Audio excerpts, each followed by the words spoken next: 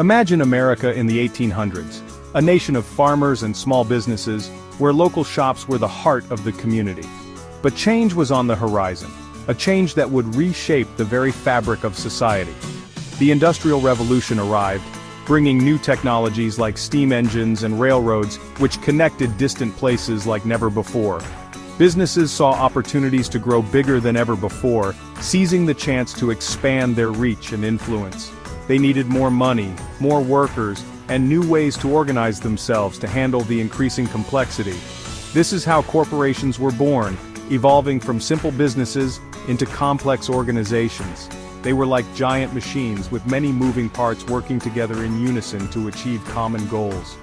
They could raise vast sums of money by selling shares, allowing them to fund large-scale projects. They could hire thousands of workers and build factories on a massive scale, changing the landscape of employment.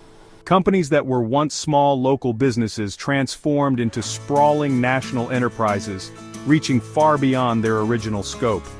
This new era brought both progress and problems, as society grappled with the rapid changes. Trains could transport goods faster, and factories could produce them cheaper, revolutionizing production and distribution. But it also created powerful corporations that began to dominate entire industries, raising concerns about monopolies and fair competition. The age of the megacorporation had begun, marking a significant shift in the economic landscape. And with it came a new set of questions about power, wealth, and the role of big business in society, questions that continue to resonate today.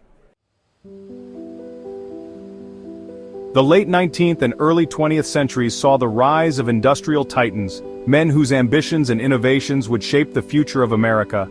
These were men who built empires of oil, steel, and railroads, transforming the landscape of industry and commerce. John D. Rockefeller, the mastermind behind Standard Oil, revolutionized the oil industry with his innovative strategies and relentless drive. He ruthlessly crushed competitors, creating a monopoly that controlled almost all oil production in the United States, setting new standards for business practices. Andrew Carnegie, a Scottish immigrant, did the same with steel, rising from humble beginnings to dominate the industry. His Carnegie Steel Company built the railroads and skyscrapers that defined modern America, leaving an indelible mark on the nation's infrastructure. These men amassed unimaginable wealth and power, becoming the epitome of the American dream for some, and symbols of greed for others. They became symbols of both American ingenuity and the potential excesses of unchecked capitalism, embodying the dual nature of progress. The public marveled at their success but questioned their tactics, sparking debates that would shape the future of American industry. Were these captains of industry heroes or villains? This question lingered in the minds of many. Did their monopolies stifle competition and harm consumers, or did they drive progress and innovation?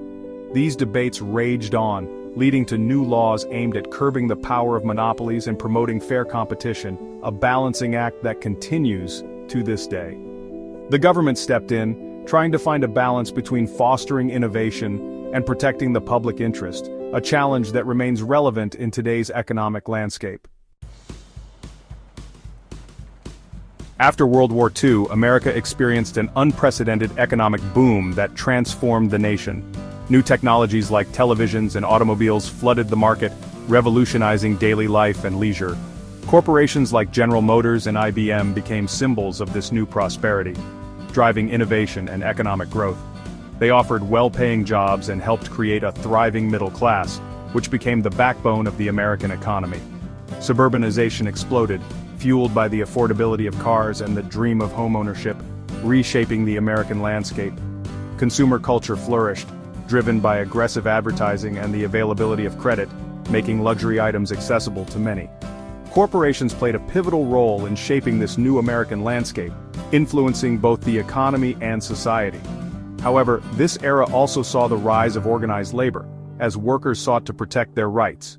Workers seeking better wages and working conditions formed powerful unions that challenged the dominance of corporations, demanding fairness.